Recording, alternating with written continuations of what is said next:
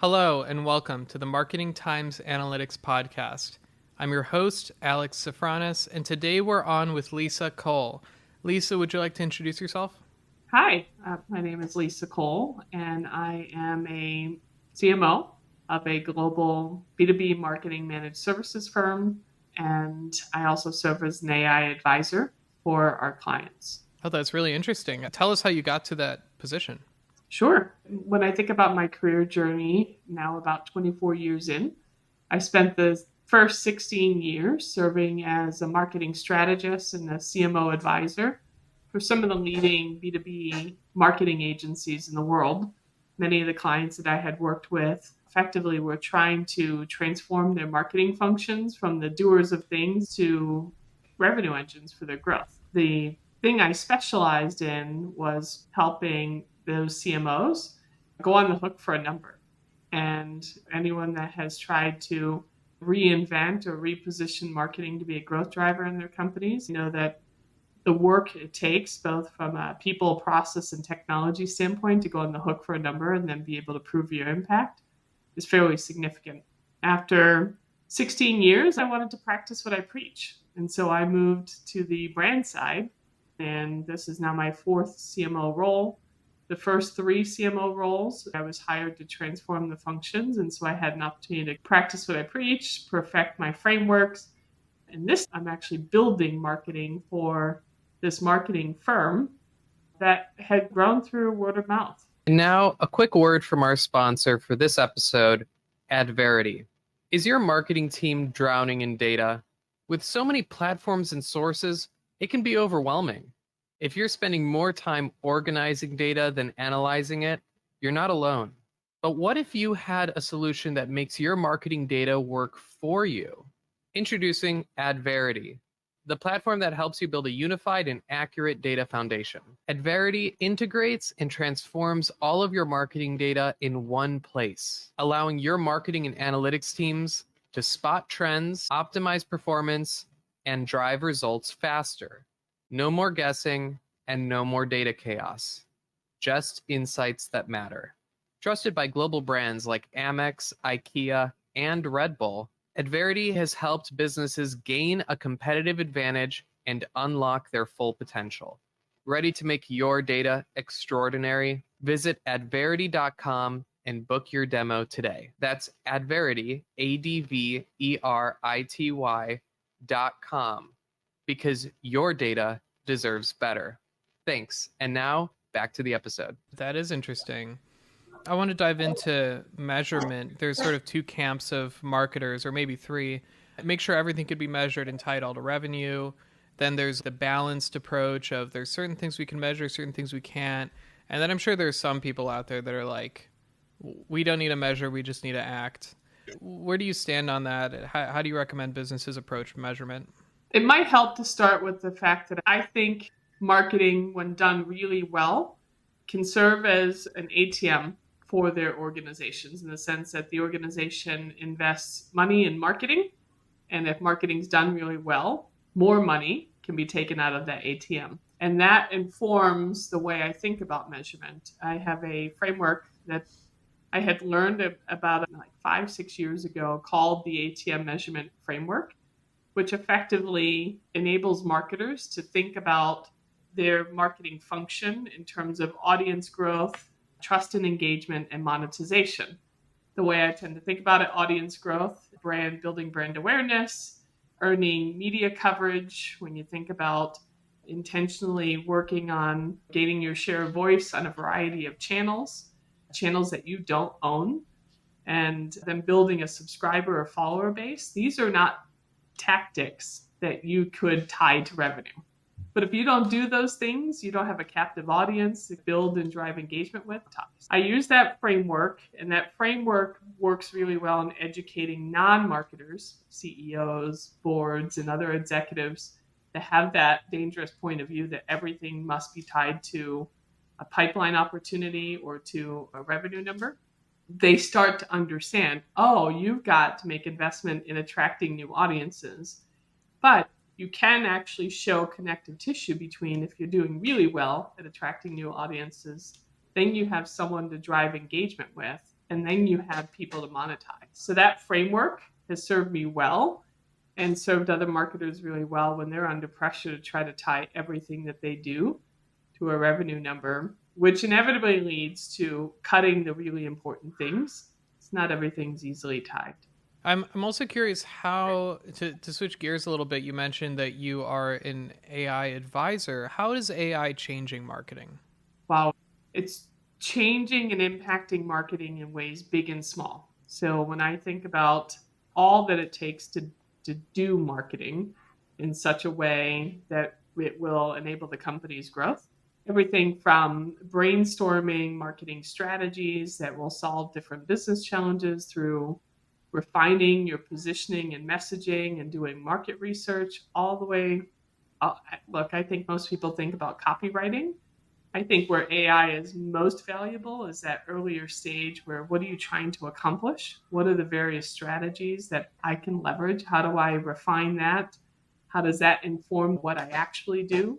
You can, of course, use Gen AI to produce the assets, whether that's imagery or copywriting. And then from there, there are some native tools that have been developed to help marketers to very quickly analyze how things are working, whether they're working well or not, and then optimize that and create versioning for testing and learning at scale and doing that within seconds.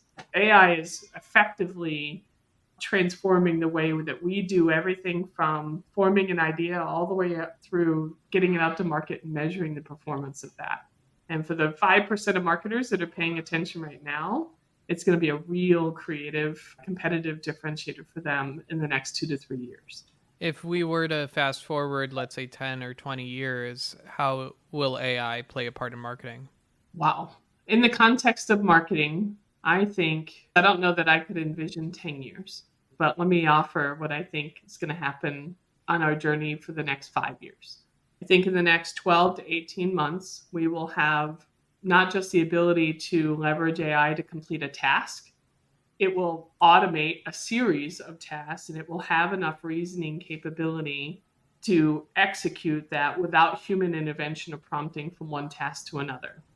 The way to think about this is it probably takes 21 steps to develop and execute or deploy an email in HubSpot. Within the next 12 to 18 months, all 21 of those steps won't require a human in the loop to prompt it from one task to another. The second piece is that next evolution from 18 to maybe 24 months later, the ability to tie multiple series of tasks together across a whole workflow. That will probably, and I think most people refer to that as more agentic advancements. Automating an entire workflow without intervention will likely be accomplished. And we're already seeing hints and signs of that now, where there are some leaders that are developing these AI agents. Salesforce just came out and talked about how they're reinventing their business model around that. And in about 3 to 5 years, I think you will have an AI agent that's capable of managing and directing sub-agents. And so imagine, if you will, the orchestration of multiple series of tasks across multiple workflows that might feel like the job of an individual within a marketing organization. And at that point, those marketers that'll be successful will be the ones that know how to manage AI that's serving as the agent managing multiple sub-agents. And so you still need the understanding of marketing as a discipline. You still need to be able to develop strategy, positioning, messaging, but the execution and production work will be very scalable. You could potentially have a marketing organization of one in 3 to 5 years that could effectively do what might take 20 to 30 marketers today. I don't know what this looks like. And the reason I have been so passionate about AI over the last 2 years has been, my thought was I was going to retire in about 12 to 15 years. And I started looking at the signs and saying, what am I going to do in 5 years when marketing looks like a really smart marketer that manages multiple agents? What am I going to do then? And so rather than let AI disrupt my career journey, I think I should probably start reinventing myself now so that I have really fun stuff to do over the next decade and a half. Yeah. And I think you gave it away what comes next. And I think it's that one marketer and building that into its own AI and really achieving what could be autonomous marketing. Similar to how cars have gotten to the point of total autonomy, they started with assistance. They started with giving us indicators and warning signs of things that could be wrong, then slowly adding features that could be helpful, but not fully owning the driving experience. And now we're seeing this burgeoning autonomous capability. And I think that's where we're going with marketing too, because the AI can give the marketing strategy pretty easily. Here's some ideas on what you should do and so forth. But then when it comes to the execution, the pieces are not all connected for it to access everything it needs to access. So I think you're absolutely right that we're moving towards solving that piece and having all of the different marketing tactics and data points connected. And then the natural next step is an orchestration AI that puts it all together and optimizes. So I could see that happening. I think it might happen faster if things accelerate, right? Inevitably, 2 weeks down the road, Sam Altman or one of the other leaders will come out and announce an advancement. And you go and actually try these new capabilities, and you realize, I thought that was going to be a couple quarters down the road. If it continues to accelerate, that 5 years might be 2 years. I'm not quite sure. That's why I'm a little worried about 10 years, because it's just hard to see out that far. Yeah, I totally agree. I'm very excited to see what happens with marketing. I think marketing is in the same boat as most other industries, that there is this sort of question of what's going to happen if we can distill 30 marketers into one. I think you're right that a lot of people, if they can adapt to it, become the orchestrators in the interim. Even in a world of totally autonomous AI, the difference being that the autonomous marketing would optimize itself. That would be the sort of pinnacle, that it's running tests in market, it's optimizing, it's figuring out what strategies work, just like what we do. And I think there will always be an individual monitoring that, relaying the insights to the team, being responsible and accountable for what happens with it. I definitely think that just like with autonomous cars, there's still always somebody who is somewhat liable for the technology. Yeah, I'm excited to see what happens with it. And it's in the same boat as all the other industries. Legal is going to go through the same thing. Medicine will probably go through the same thing, albeit longer because of the red tape and everything. But I did want to ask something. When it comes to marketing processes, I'm curious if you agree with this. There's not a lot of standardization in marketing. When it comes to every business, they all seem to approach marketing almost from zero. And we had a lot of marketing strategies 40, 50 years ago. And I feel like those books haven't been rewritten for the digital age. I feel like we're all figuring it out. What do you think about that? And how do you think that's going to change? Do you think marketing will be more codified in the future? We have a doctorate for different types of careers. Why isn't there a more professional, structured version of marketing that, like a marketing doctor that can come in and fix something? The first thing I just want to offer is I agree with your assessment of marketing. And I think the why behind it is that at the end of the day, there are a lot of marketers that believe marketing is art and magic. It's something that somebody is, whether they are born with this ability to master this art, or maybe they've developed it through education and experience. I'm more of a believer that marketing is very scientific. And I do think that there's some art, and I think it has a lot to do with understanding the market and the buyer and being able to translate that into what would be most relevant to them. But as it relates to, I think the primary reason why it's not been codified is because that belief has been persistent. When you think about it, that seems very artistic. That seems very magical. But they also didn't have access to the data and the technology that we have today. And the way people bought back then very much relied on some other human to help them buy it. Today's world, we are very engaged on social media platforms. We have different expectations thanks to not just the advancements that came through with the internet, but also smartphone. The reality is we do a lot of our research and evaluation and make decisions about our purchasing before we ever talk to a human. And for some reason, somewhere along the line, we decided if we could avoid the human, we would have more enjoyable experience. I think that's what's going to drive the shift to maybe the desire to want to codify marketing so that you could do that at scale. And also, really candidly, better meet the expectations of the customer. So my first 16 years as an advisor, and then when I decided to move to the brand side and I wanted to practice what I preached, through those transformations, you had to actually figure out how the business of marketing gets done day to day. And you had to actually go through and streamline those workflows and processes. If for no other reason, the members of your team knows who does what, when, and how do we actually eliminate the friction so we can get to market faster and less painful and be able to measure it. And those organizations that invest that time doing their best to codify that operating model for marketing, the easier it becomes for them to accelerate their speed to market. The easier it becomes to be able to shift as the market rapidly evolves around them to make pivots so that they can compete more effectively. The easier it becomes to scale marketing, right? Whether that's do more or be more impactful.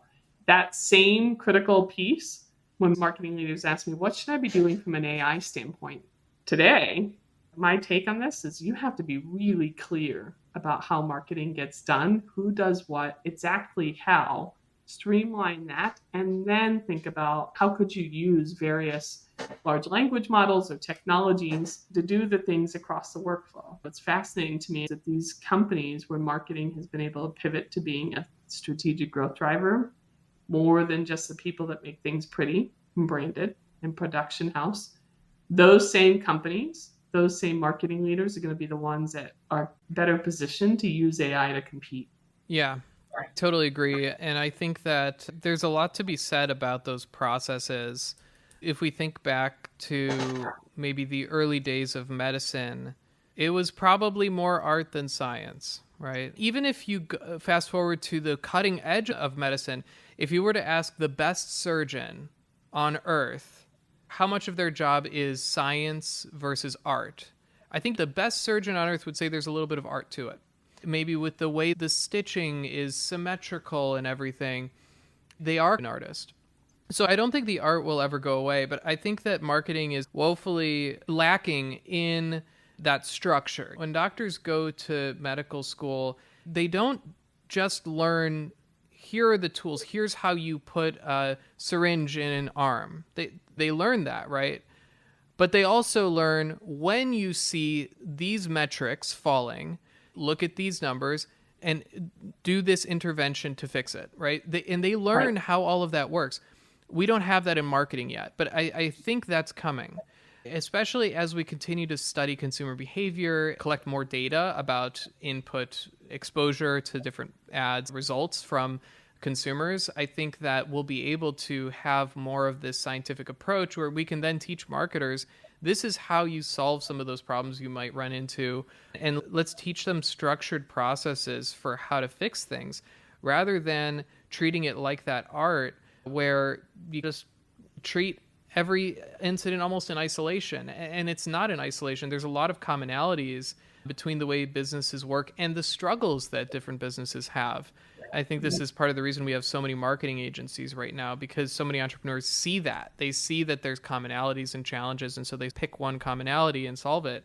It's emblematic of a larger problem in the marketing industry, I think. Do you agree? I think that's why you see the marketing organization is really a collection of specialists at this point, because those specialists have unique expertise in diagnosing what's happening on TikTok or YouTube.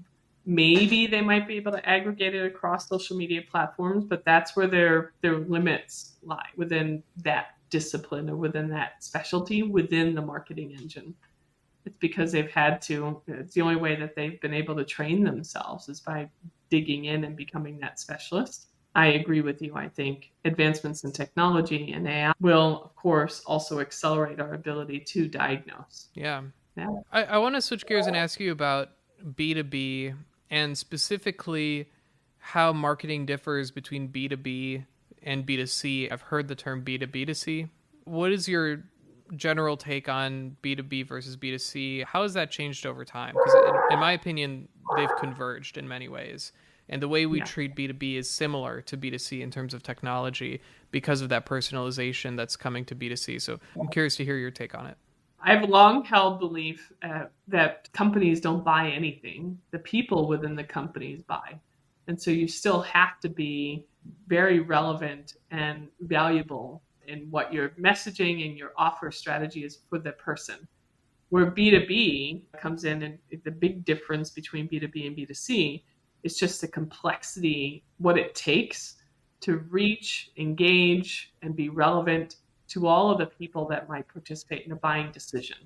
At the end of the day, companies are a little bit more risk adverse, and so definitely require, or they incentivize and encourage decisions by committees. And when that happens, that buying committee is rather large. And today, this could easily be over 11 or 12 different participants in this buying decision. And they come in and out of that buying decision a number of times across an 11 to 12 month period. And each one of those participants in that buying committee have the thing that they care about related to that purchasing decision. The challenge for the B2B marketer is figuring out, who are all these people that participate in different times? Why is it that I'm seeing this person in this role on our site engaging with this content in this way? They go in and out, and I'll see them maybe in month 1 and they'll come back in month 6 and they're downloading this stuff. Meanwhile, these other 7 people have all been engaged around this asset that I published to this particular channel. What's happening there? And so how do you actually find them, reach them, engage them, bring them to one of your own properties, get them consuming, stay in their orbit long enough so that they keep you front of mind? The complexity there is hard.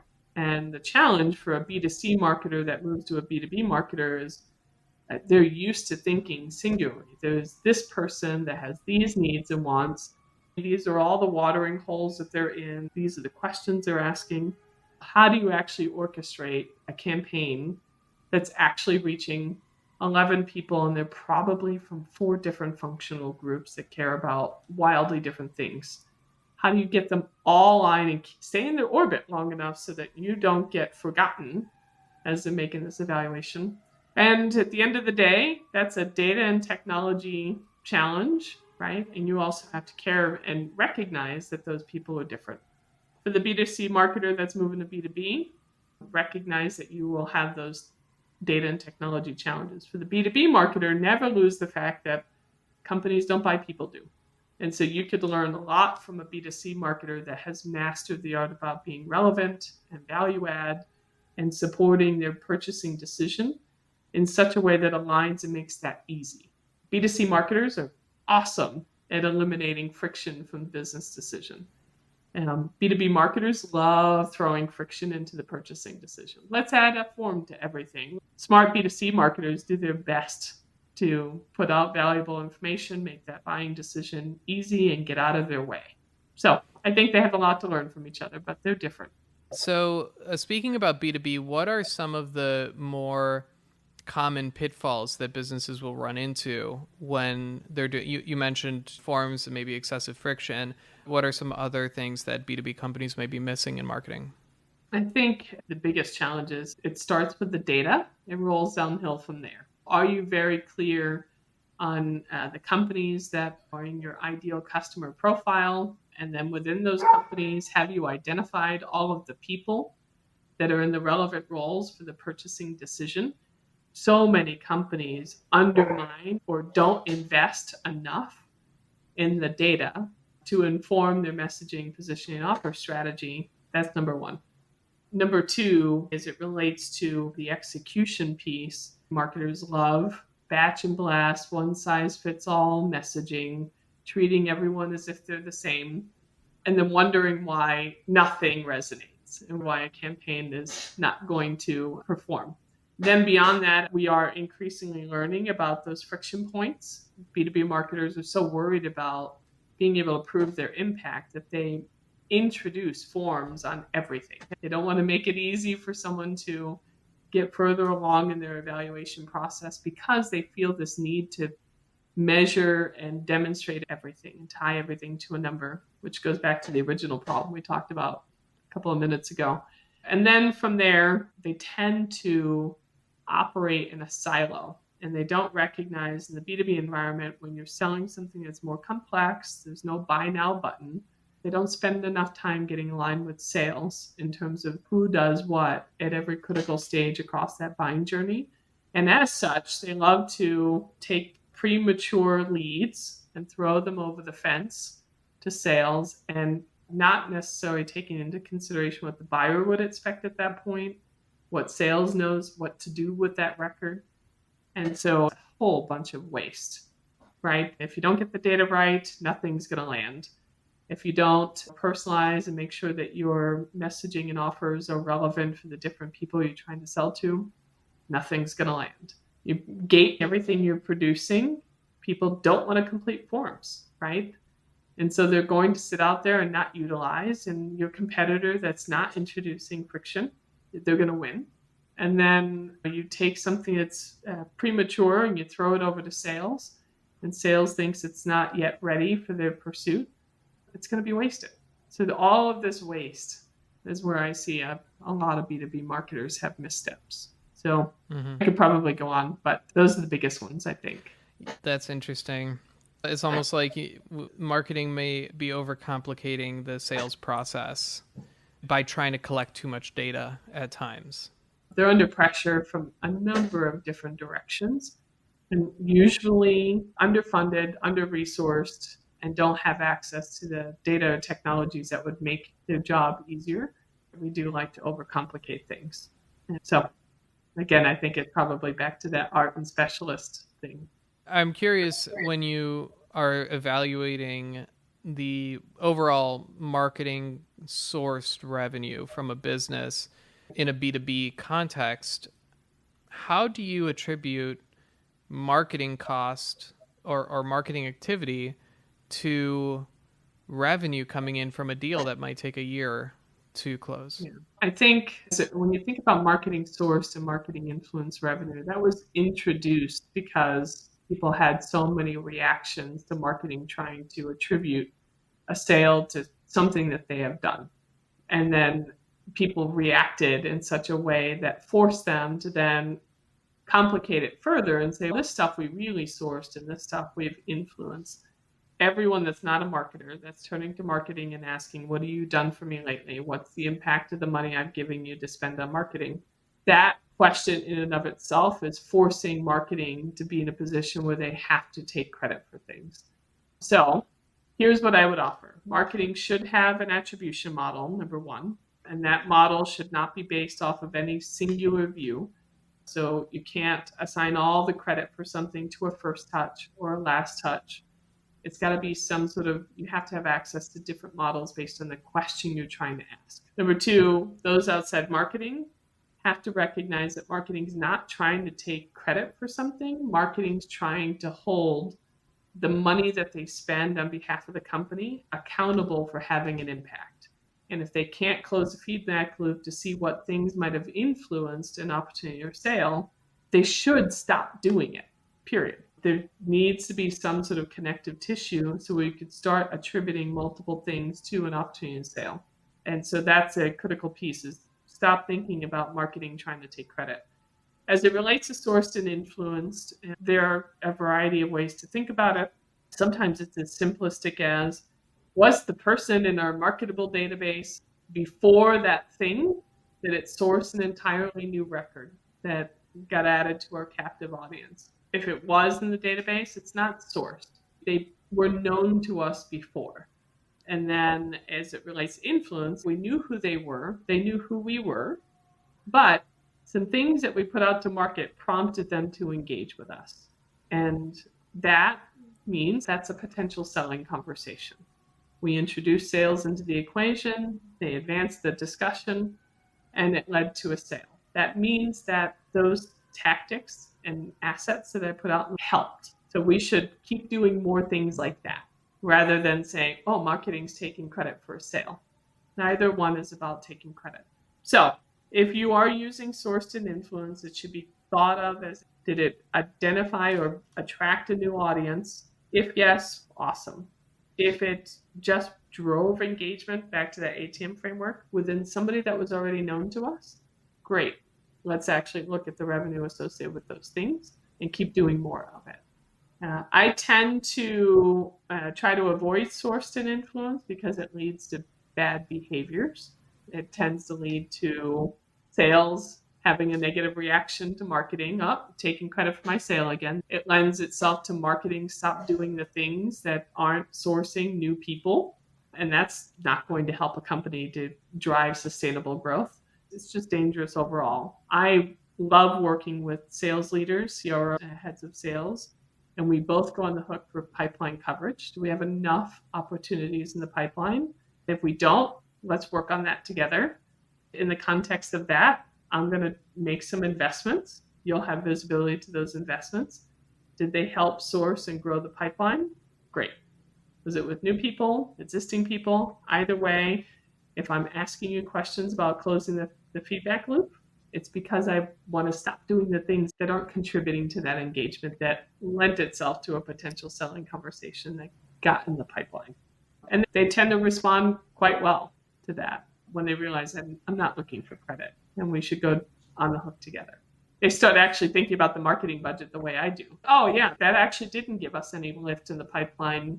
It didn't contribute or accelerate a conversation. Let's not do that one again. So it's a reframing, and it's like a step back from credit, and you're talking about it's like an accountability thing. Accountability over credit. So how would you calculate a CAC to LTV in that mindset where you're both on the hook for pipeline generation, but then you want to know CAC to LTV? How do you do that? At the end of the day, a company can only afford to spend so much between its collective marketing and selling activities to acquire a new customer, right? What did it take to actually close this deal and acquire this customer? So when I think about cost to acquire, it's the combined investment in marketing and sales and being able to have a model in place that kind of tracks those records all the way through the pipeline. It's a weighted approach, but it assigns across all of those touch points. And it could very well be that it's 157 touch points between marketing and sales that lent itself to closing the customer. That's the first thing, is that you do need the infrastructure and the plumbing. You do need to be able to track all of those touch points. This is where CRM integrated with MAP actually helps, right? And you do need to know and understand, did it take 157 touch points between these two to close the deal? And is that worth it? As it relates to the LTV and where that comes into play, I think increasingly companies are, particularly software companies, they're willing to pay more to acquire the customer because those customers will stay longer, right? And let's say it could be of $100,000 over 5 years. Great. Is that worth spending $50,000 to acquire that customer between marketing and sales, all those touch points? Absolutely. What I think is dangerous is that we're beginning to see cost of sales and marketing skyrocket, and people aren't actually calculating. Many marketers don't even know how to answer the question. Like, how much does it actually take to acquire a customer? How much did marketing and sales invest to close that deal? They will go into a budgeting cycle and say, not only do I want the $10 million I had last year to spend on marketing, I feel like I need $2 million more to do the same thing with the same targets. You do need to invest in the infrastructure. You do need to think about a weighted attribution model. It's not just across marketing touch points. It needs to consider all the touch points across your organization, that go-to-market engine. And then you do need to care about what's the LTV and think about how much can you afford, and then use that to inform your marketing plan. Help? Yeah, I think there's a lot of marketers or at least some bad apples that really abuse the power that marketing has for their own gain, for big budgets, to have the appearance of increased sales, perhaps to steal attribution. There's a lot of trickery that can happen. If you really understand how marketing attribution works, you can game it. You can play around with how targeting works. You can cannibalize other tactics. A marketer with the wrong intentions can ruin a whole marketing organization by misallocating, by over allocating. Right. And I totally agree with you. I think responsibility is paramount when it comes to budgets, because it's true that if you increase spend in marketing, you can get more revenue for the business and stickier customers and all of that. But that doesn't always, that's an ideal case. That takes a lot of experimentation. If you as an organization have a marketer who's coming in and saying, we should spend 10 times more money, I'll generate 20 times more revenue. If it sounds too good to be true, it probably is. And these things take a lot of iteration and very small improvements. No marketer would ever say to 10x a budget, because there's no way to know what that difference in demand would be. So like a responsible marketer would take small steps to increase the budget, to test new baselines, how the cost per sale is going to change and adapt, because we don't typically know where that ceiling is. So yeah, I think there's a interesting layer where you need to be very careful with how marketing is advertised to the business. And there could be people who are in it for their own gain, because it's possible to look like you're helping the business and not actually be helping the business. There's an example I have of an old coworker who they basically bankrupted their old company by overextending offers, and then the payback period was way too long. So it would take 5 years to pay back the offer that they delivered. But it took a long time for the business to realize that. And in the meantime, they were going gangbusters with their sales because they were giving away the product basically for free. And they were giving a loan to the individual who was receiving the offer that would take several years to pay back. The business ran out of cash because they were giving so much away and people weren't paying it back enough. So the system breaks. So marketing, I think, is really fascinating from that perspective in how the mechanics work behind the scenes. But on that point, I'm glad you brought that up, right? Inherently, one of the things that I have been fascinated by whenever you meet a CMO from, let's say, a B2B enterprise organization, you can even go out LinkedIn and look at their profiles. They tend to talk most about the size of the budget they manage, the size of the organization that they manage. And I was recently on a different podcast and we had talked about, well, why do we think that is? Like, why does the marketing leader think the flex is, or think that the way that they can contribute, like that they've made it to the role, that they are, let's say, they're rock stars, right? Like, why is it that they lean in on size of budget and size of organization? And if marketing gets a seat at the table, the doers of things, oh, that's marketing, they take care of the brand. There are these things that we really can't measure. It's a whole bunch of magic. And they have a kid seat at the table. They don't have the same seat as a CRO. And so the way they tend to show up there is, look at the size of the budget that I have that I'm managing. Look at the size of the organization I have to keep up with the needs to support the business to hit these numbers. And so that's why we tend to see those behaviors, because a marketer still has this imposter syndrome in the C-suite. If the organization's revenue number needs to increase, and it should year over year, there's a revenue and a profitability target that should be increasing as the company grows. By design, the marketer believes reports numbers, shouldn't our budget also increase?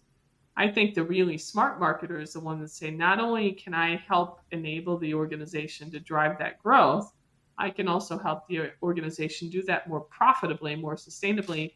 Here's how I'm going to think about investing my budget differently this year, but I'm going to need everyone else's support, because I'm going to stop doing some things and I'm going to start doing other things that will enable us to scale with the business. That conversation, that's like heresy, like a marketing leader showing up and saying, I don't think I actually need this.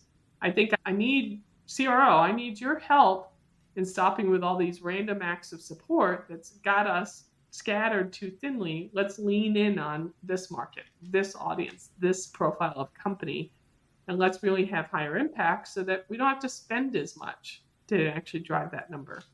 I'm waiting for the day that we start to see that become the standard conversation that's happening with the marketer. And what's interesting is I think we have made a shift from growth at all costs to sustainable growth. Certainly the PE firms and investors are forcing companies to think like that.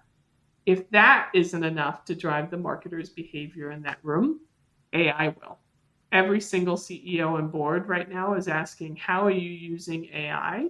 How are you using strategic outsourcing? How are you thinking differently about where you're investing your dollars to drive productivity so that we can lower our cost of sales, because we're under pressure to drive growth more sustainably. And you are part of that equation. It's either going to happen because the smart marketer is going to lean in and say, I want to be a business leader, or AI is going to force that. I don't know about you, but I would rather actually lean in and own that conversation, that shift, and have something done to me.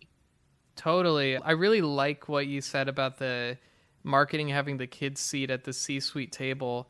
I've never heard that before, but it makes sense. I just have to think about that. I have to let that marinate. It's interesting because you see the CROs coming in, and all of a sudden some of the marketers get a little stiff in the neck and they're a little worried.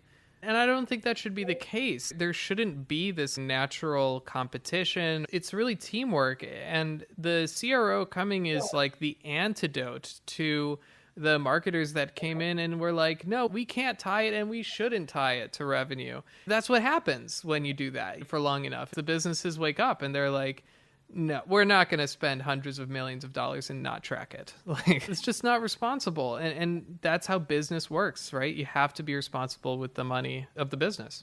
I will offer some empathy here. Look, I've been in that kid seat before. It doesn't necessarily mean that you've earned the kid seat. It means that you arrived on the role, you get in the room, you get to sit at the table, and then all of a sudden you realize you're in the kid seat. It could have been because of somebody's preconceived notions about marketing's role in the business. It could have been because of bad behaviors of the previous CMO or marketing leader. But the way to earn your way out of the kid seat is not to double down on those same, I need to spend more to make more behaviors. The way you earn out is to say, I'm a business leader and I care about accelerating the growth of this business, but doing it profitably, doing it sustainably. How can I help? What's my role in solving that problem? That's usually the thing that will change the temperature with the CEO and the CFO and the board. They're not used to marketing showing up that way. So if you want out of the kids, I would suggest doing the opposite of what feels is the way it's always been done. I really like that. Thank you, Lisa. This has been such an amazing conversation. I've learned so much, and it's really refreshing to have a high-level strategic conversation about marketing leadership and how marketing is evolving. I really appreciate you coming on and chatting about this. I've really enjoyed the conversation. I hope we stay connected. And if anyone has any questions and they need support in changing that conversation, or even just how they're thinking about navigating this next phase of their career, please reach out to me. I'm findable on LinkedIn. I do care deeply about marketing as a discipline, and I think there's a real opportunity in front of us. So thanks again for the invite. Thank you, Lisa. And thanks everyone for listening. We'll talk to you soon.